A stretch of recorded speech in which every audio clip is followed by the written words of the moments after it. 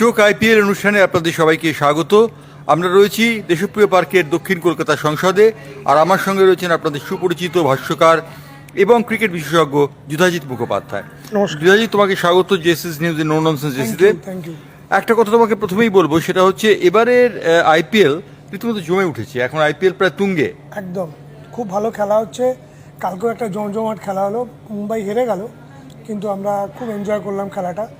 আজকে আবার কেকেআরের মরণবাচন ম্যাচ আছে, তো জমে উঠেছে ঠিকই। কিন্তু একটা কথা আমি বলবো যে আইপিএলের দুটো ধরনের টিমকে এখন পরিষ্কার দেখা যাচ্ছে। একদল যারা প্লে অফের জন্য ফাইট করছে, আর একদল যারা কোনোভাবে টিকে রয়েছে। রাইট, সেই ব্যবধানটা কিন্তু ক্রমশ বেড়ে উঠছে।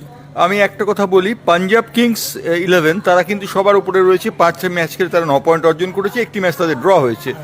এবং আরসিবি এবং পরবর্তী যে দলটি রাজস্থান রয়্যালস, তারা কিন্তু 8 পয়েন্ট পেয়ে সীমিত রয়েছে। এই অবস্থায় পাঞ্জাব কিংস 11-এর ফাইনাল খেলার সম্ভাবনা কতটা বলে তোমার মনে হয়? পাঞ্জাব তো এবারে চ্যাম্পিয়ন কন্টেন্ডার। গতবারে অল্পের জন্য জিততে পারেনি, আরসিবির কাছে হেরে গিয়েছিল। তো এবারে শ্রেয়াস আয়ার এবং টিমটা, এবং তুমি দেখো ওরা দলটাকে পুরো ধরে রেখেছে। যেটা গতবারে ফাইনাল খেলেছিল তারা মোটামুটি একই রকম রয়েছে, এবং ওদের প্রচণ্ড ভালো মোমেন্টাম আছে। গতবারের মোমেন্টামটাই যেন ওরা ক্যারি করছে। আরসিবিও ভালো খেলছে, রাজস্থান রয়্যালও ভালো খেলছে, কিন্তু 5টা ম্যাচের পরে একমাত্র অপরাজিত দল হিসেবে কিন্তু পাঞ্জাবই রয়েছে। একদম পাঞ্জাব রয়েছে, এবং শ্রেয়াস আয়ারের কথা যত বলবো তত কম বলা হবে, কারণ শ্রেয়াস আয়ারকে বলা হচ্ছে ভবিষ্যতের ক্যাপ্টেন, ভারতীয় দলের অধিনায়ক। তোমার কি মনে হয় ভারতীয় দলের অধিনায়ক আবার সব গুণ কি শ্রেয়াস আয়ারের মধ্যে নেই? 100% আছে। সাদা বলের ক্রিকেটে শ্রেয়াস আয়ার অনবদ্য। রঞ্জি ট্রফিতেও ভালো খেলেছে এবারে, পরপর 3টে হাফ সেঞ্চুরি করলো। এবারে আইপিএলে পরপর 3টে হাফ সেঞ্চুরি করলো। চ্যাম্পিয়ন্স ট্রফিতেও খুব ভালো খেলেছিল, যেটা গতবারে আমরা জিতলাম 2025-এ। শ্রেয়াস একদমই কনসিস্টেন্ট পারফর্মার। ওর জায়গা হচ্ছে না, এটা একটা খুবই আনফর্চুনেট ব্যাপার।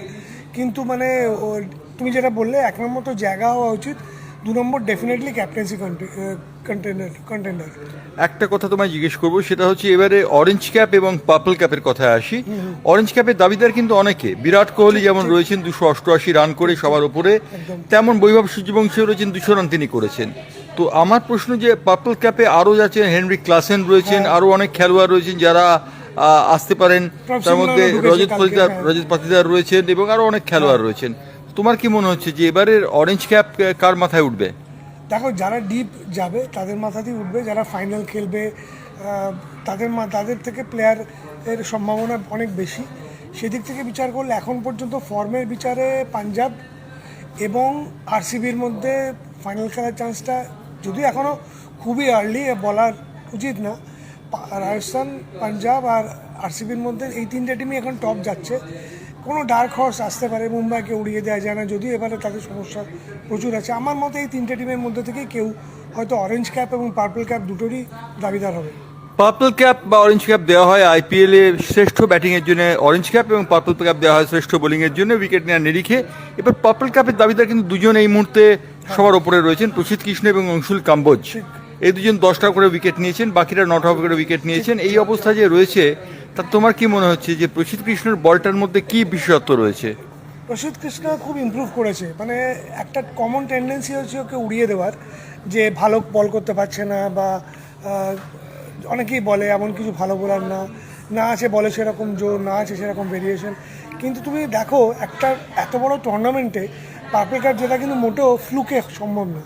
গতবারে প্রসিদ্ধ সেটা করে দেখিয়েছে, এবং এবারেও সে সবার আগে আছে। অংশুল কাম্বোজের সঙ্গে একই উইকেট পেয়েছে ঠিকই, কিন্তু প্রসিদ্ধ একটা ম্যাচ কম খেলেছে, এবং প্রত্যেকটা ম্যাচে যেভাবে গতির হেরফের ঘটিয়ে ও একটু শর্ট পিচ বল করছে, একটুখানি এদিক ওদিক করছে, রিভার্স কাটার্স দিচ্ছে, তাতে কিন্তু প্রসিদ্ধের চান্স এবারেও যথেষ্ট পরিমাণে আছে বলে আমার মনে হয়। এবং নতুন খেলোয়াড় যারা উঠছে তাদের মধ্যে বেশ কয়েকজন খেলোয়াড় আমাদের নজরে পড়েছে। বৈভব সূর্যবংশীর কথা নতুন করে বলার কিছু নেই, তার সঙ্গে আরো অনেক খেলোয়াড় যারা নজরে পড়েছেন। তার মধ্যে কার্তিক ত্যাগী রয়েছেন, কার্তিক কুমার কেকেআর রয়েছেন, কার্তিক বলে যিনি খেলছেন, জোরে বলা খুব ভালো সম্ভাবনা, ভালো বলা সম্ভাবনাপূর্ণ। আরো কয়েকজন খেলোয়াড়ের নাম উঠে আসছে, হ্যাঁ, যে গতবারে 4টে উইকেট নিল, 4টে উইকেট নিয়েছিল। আরো ছেলেটি গজনফার আছে, গজনফার একদম, ও তো কালকেও খুব ভালো বল করেছে, ভালো বল করেছে। আনফরচুনেটলি বোম্বে বাকিরা ওকে সাপোর্ট করতে পারলো না, নয়তো একটা জায়গায় ও পাওয়ার প্লেতে 2টো উইকেট তুলে নিয়ে বোম্বের একটা সম্ভাবনা জাগিয়ে তুলেছিল। আইপিএল এখন একেবারে মধ্য গগনে, আমরা বলতে পারি আইপিএল এর নিষ্পত্তি এখনো পর্যন্ত বলা শক্ত।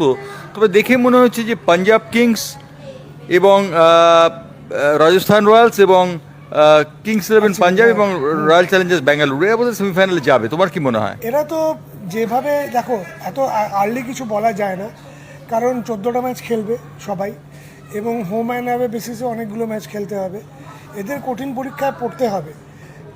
এবং যারা বেরিয়ে যাচ্ছে দৌড় থেকে তারা কিন্তু চাইবে একটা মরণ কামড় দিতে, সেক্ষেত্রে এত তাড়াতাড়ি কিছু বলা যায় না ঠিকই, কিন্তু মোমেন্টামের নিরিখে এখন এই তিনটে টিম সত্যি এগিয়ে আছে। দেখো অন্যদিকে যে 4 পয়েন্ট পেয়ে যারা রয়েছে দলের মধ্যে, তাদের মধ্যে রয়েছে সানরাইজার্স হায়দ্রাবাদ, রয়েছে গুজরাট টাইটান্স, রয়েছে চেন্নাই সুপার কিংস এবং এরা প্রত্যেকেই দলে লড়াই, লখনৌ সুপার জায়ান্টস, এরা সবাই লড়াই করছে। সব থেকে দুর্ভাগ্য হচ্ছে মুম্বাই ইন্ডিয়ান্স এবং অবশ্যই কলকাতার KKR বা কলকাতা নাইট রাইডার্সের, যারা ম্যাচ জিততে পারছে না। KKR তার মধ্যে সব থেকে সঙ্গীন, কারণ KKR সব থেকে বটম লাইনে রয়েছে। KKR এর চোট আঘাত থেকে KKR এর পক্ষে বড় সমস্যা হলো। বিরাট মানে বোলিং সাইডটা পুরো গেল। তুমি যদি লক্ষ্য করে দেখো ওদের যে ভালো ভালো বোলারগুলো ছিল, ব্লেসিং ধরো কিংবা যে শ্রীলঙ্কার ছেলেটি পাথিরানা, ওরা কেউ খেলতে পারলো না, যার জন্য এখনো প্রবলেম। হ্যাঁ, পাথিরানাকে আজকের ম্যাচে খেলাবার জন্য অনেক চেষ্টা হচ্ছে, কিন্তু পাথিরানা খেলতে পারবেন কিনা সন্দেহ। পাথিরানা পারবে না।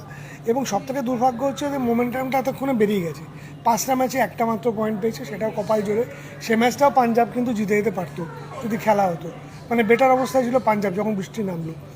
সেখানে এখন KKRকে কোনোভাবে নিজের ব্যাটিং ক্ষমতার ওপর ভর করে ঘুরে দাঁড়াতে হবে। দেখো, রোহিত শর্মার হ্যামস্ট্রিংয়ে চোট লেগেছে মুম্বাই ইন্ডিয়ান্সের, তিনি ম্যাচে খেলতে পারবেন কিনা সন্দেহ। আমার প্রশ্ন হচ্ছে রোহিত শর্মা এবং বিরাট কোহলিকে নিয়ে 2087 বিশ্বকাপ আসছে এবং এই ওয়ার্ম আপ করা হচ্ছে এই IPL-এ। আমার মনে হয় যদি 20 ওভারের ম্যাচ, ওটা 50 ওভারের ম্যাচ, তফাৎ খানিকটা রয়েছে, কিন্তু তা সত্ত্বেও সাদা বলের ক্রিকেট, তাই নয় কি? একদমই তাই। আর এখন যা পাওয়ার হিটিং চলছে তাতে 50 ওভারের ক্রিকেটেও এরকম পাওয়ার হিটিংই হবে আমার যতদূর মনে হয়। বেসিক্যালি ওরা দেখবে এরা নিকে আছে কিনা বা ফর্মে আছে কিনা। রোহিত টুর্নামেন্টের শুরুটা দারুণ করেছিল, 2টো ম্যাচ পরে অরেঞ্জ ক্যাপ ওর মাথাতেই ছিল, তারপরে একটা সাময়িক চোট আঘাত এবং একটা ব্যর্থতা হয়েছে ওর। এবং কলকাতাকে একমাত্র মুম্বাই জিতেছে একটা ম্যাচই, সেটা কলকাতার এগেনস্টে, বাকি সব ম্যাচই মুম্বাই হেরেছে। অতএব এই দুটো টিম দেখো, এই আমার মতে মুম্বাই, কলকাতা, চেন্নাই 4 পয়েন্ট পেয়ে থাকলেও চেন্নাই এবং লখনৌ, এবং যদি আজকের ম্যাচে গুজরাট হারে, এরা কিন্তু গুজরাটকে যদি হারিয়ে দেয় KKR, তাহলে কিন্তু অঘটন হবে, সে বিষয়ে কোনো সন্দেহ নেই। ওদের মাঠে খেলা হবে, গুজরাটের টিম খুবই ভালো, ওরা একদমই রেডি KKR এর জন্য। KKR এর মেন প্রবলেমসগুলোই ওরা তাক করে খেলবে। তা সত্ত্বেও বলছি, গুজরাট এবং লখনৌ কিন্তু নড়বড় করছে, এখনও কিন্তু প্রপারলি ফর্ম ফিরে পায়নি। সেখানে যদি বাই চান্স গুজরাট আজকে হেরে যায়, তখন গুজরাটও এদের সঙ্গেই পঙ্ক্তিভুক্ত হয়ে যায় বলতে পারো। একদম তাই। এবং আমরা বলতে পারি যে IPL যে মধ্যগগনে পৌঁছেছে, সেখান থেকে পিক নেবে কিনা সেটা আগামী দিনে বোঝা যাবে। এবং সব থেকে বড় কথা যে এখানে কিন্তু ব্যাটসম্যানদের খানিকটা সুবিধা আমরা দেখতে পাচ্ছি। ব্যাটসম্যান পিচ উইকেট হচ্ছে ম্যাক্সিমাম। লখনৌয়ের কিছু পিচ বা দিল্লির একটা কি দুটো ম্যাচ ছাড়া সবকটাতেই ব্যাটসম্যান ওরিয়েন্টেড পিচ, 200-220 রান অনায়াসে উঠে যাচ্ছে, যার জন্য যারা চেস করছে মার্জিনালি সুবিধা পাচ্ছে, কারণ একটা শিশিরের ব্যাপার চলে আসছে, আরও বলটা কুইক যাচ্ছে, ব্যাটে আসছে, স্পিন হচ্ছে না, সুইং করার চান্স কমে যাচ্ছে। সব মিলিয়ে চেজারদের স্বর্গ বলতে পারো, যারা টস একটা ভাইটাল ফ্যাক্টর হয়ে যাচ্ছে। এবং তার উপরে এটা ব্যাটসম্যানস প্যারাডাইস প্রায় বলতে পারা যায়, সব জায়গাতেই ব্যাটসম্যানরাই রুল করছে। আচ্ছা, বোলারদের মধ্যে আমি দেখলাম প্রফুল্ল হিঙ্গে, সে একটা বিদেশি ট্রেনিং নিয়েছিল এবং তারপর সে যথেষ্ট ভালো করেছে। এবং শোয়েব আহমেদ, সাকিব আহমেদ, সেও ভালো করেছে। আমার প্রশ্ন, সাকিবকে কিন্তু নাইট রাইডার্স ছেড়ে দিয়েছিল একটা সময়। ঠিকই তাই, ওকে ছেড়ে দিয়েছিল এবং মানে খেলায় উনি একটা ম্যাচ, ওর এটা IPL ডেবিউ। নাইট রাইডার্স যাদের ছেড়েছে তারাই দেখছি অন্য দলের হয়ে দারুণ খেলেছে। গিল খেলেছে, শ্রেয়াস আয়ার খেলেছে, সূর্যকুমার যাদব, এরা প্রত্যেকেই ভালো খেলেছে, ফাটিয়ে খেলেছে। এবং মানে যেটা আমার অদ্ভুত লাগলো যে ওকে একটা ম্যাচ পর্যন্ত দেয়নি নাইট রাইডার, সে ওখানে গিয়ে প্রথম ম্যাচে 4 উইকেট নিয়ে নিল, হিঙ্গেও তাই। এবং এরা কিন্তু অ্যাকচুয়াল দেখাচ্ছে যে কলকাতা চয়েসটা কত পুয়ার ছিল। এবং সেটা একটা দুর্ভাগ্যজনক ব্যাপার যে এবারে কলকাতা, আবার আগের দিনও বলেছিলাম, 25 কোটি টাকা দিল একটা টিমকে, একটা প্লেয়ারকে, ঠিক তাই, যে ক্যামেরন গ্রিনকে, যাকে কিন্তু কিছুই করতে দেখা গেল না। এবং আরেকটা প্রবলেম হচ্ছে, সে খারাপ খেললেও তাকে বসাতে পারছে না, কারণ তাদের মাথায় ঘুরছে 25 কোটি প্লেয়ার, ঠিক তাই, উসুল করতে হবে। কিন্তু এইভাবে কিন্তু টিম সিলেকশন হয় না, টিম সিলেকশনের মেরিটের উপর, পারফরম্যান্সের উপর, মেরিটের উপর, প্রাইসের উপর নয়। ঠিক তাই। ওরা প্রাইস বেস টিম সিলেকশন করছে বলেই ডুবছে। আরে গ্রিন খেলতে পারছে না, ওকে বিশ্রাম দাও। একটা দেখো দুটো পাওয়ার ম্যাচে- কোচ বলে একজনকে আনা হয়েছে, আন্দ্রে রাসেলকে পাওয়ার কোচ হিসেবে আনা হয়েছে। পাওয়ার কোচের কাজটা কি? পাওয়ার কোচের কাজ তো খেলোয়াড়দের ভালো ব্যাটিং করার এবং উজ্জীবিত পাওয়ার ব্যাটিং করার নির্দেশ দেওয়া। মনে হচ্ছে তো পাওয়ার কোচ পুরো পাওয়ারলেস। হ্যাঁ, অভিষেক নায়ারই যা বলার বলছে। অভিষেক নায়ার সম্বন্ধে আমি একটা অবজারভেশন বলতে চাই, সেটা হচ্ছে যে অভিষেক নায়ার একটা ভালো কোচ, কিন্তু কোচ জানো তো টিমের জন্য একরকম অ্যাপ্রোচ, ইন্ডিভিজুয়ালের জন্য একরকম অ্যাপ্রোচ। তোমার ধরো একটা তুমি টিমকে কোচ করছো, তখন তোমাকে 16টা প্লেয়ারকে নিয়ে ডিল করতে হবে। তোমার অধীনস্থ যে ব্যাটিং কোচ আছে, বোলিং কোচ আছে, তাকে নিয়ে ডিল করতে হবে, মেন্টারকে নিয়ে ডিল করতে হবে, ভিডিও অ্যানালিস্টকে নিয়ে ডিল করতে হবে, প্লাস প্রত্যেকটা প্লেয়ার তাদের ইন্ডিভিজুয়াল প্লাস মাইনাস বুঝে সোয়াট অ্যানালিসিস মতো করে Right. তাদেরকে ফোকাস রাখতে হবে। আচ্ছা, তোমার কি সেখানে মনে হয় ব্যর্থ। না যে ভারতীয় দলে এখন রজত পাতিদার এবং আরেকজন খেলোয়াড় যিনি রয়েছেন, যার নামটা অবশ্যই বলতে হবে, ঈশান কিষান যথেষ্ট ভালো খেলছেন, ভারতীয় ঈশান দলে তো তিনি এসেও ঢুকেছে। গেছেন, কিন্তু রজত পাতিদারকে- পাতিদার কি আসা উচিত না ভারতীয় দলে? এবং জুরেলও খুব ভালো খেলছে, জুরেলও ভালো খেলছে। খুব ভালো খেলছে। এরা দুজন তো হট কন্টেন্ডার ডেফিনেটলি ইন্ডিয়া টিমে আসার জন্য। আচ্ছা, সচিন এবং তেন্ডুলকর শ্রেয়াস একটি কথা আয়ার। বলেছেন যে বৈভব সূর্যবংশীকে এখনই ভারতীয় দলে নেওয়া উচিত। হ্যাঁ, বৈভবকে আমার ধারণা যদি এখন যে ফর্মেও খেলছে তাতে যদি ওকে না নেওয়া হয়, তাহলে কবে নেওয়া হবে আমি জানি না। 15 বছর তো কি আছে, 15 বছর ছেলেটা যদি 30 বছরে বুমরাকে ফার্স্ট বলে 6 মারতে পারে, ঠিক আর তাই। সে কি প্রমাণ করবে, তাই না? বুমরা একটু অফ ফর্মে রয়েছেন, এই বিষয়ে কোনো সন্দেহ নেই। বুমরার বলে সেই তেজ বা ভারটা দেখা যাচ্ছে না। দেখো, আমার মনে হয় দাদা, বুমরা অফ ফর্মে নেই, বুমরা সত্যি ক্লান্ত। বুমরা পর খেলে যাচ্ছে। দেখো, আইপিএল থেকে তো বিশ্রাম দেওয়ার মতো কেউ নেই। যারা ক্রিকেট বোর্ড চালায় আমাদের, তারাই আইপিএলে সব দলের মালিক। তো তারা কখনোই বুমরাকে আইপিএলে রেস্ট দেবে না।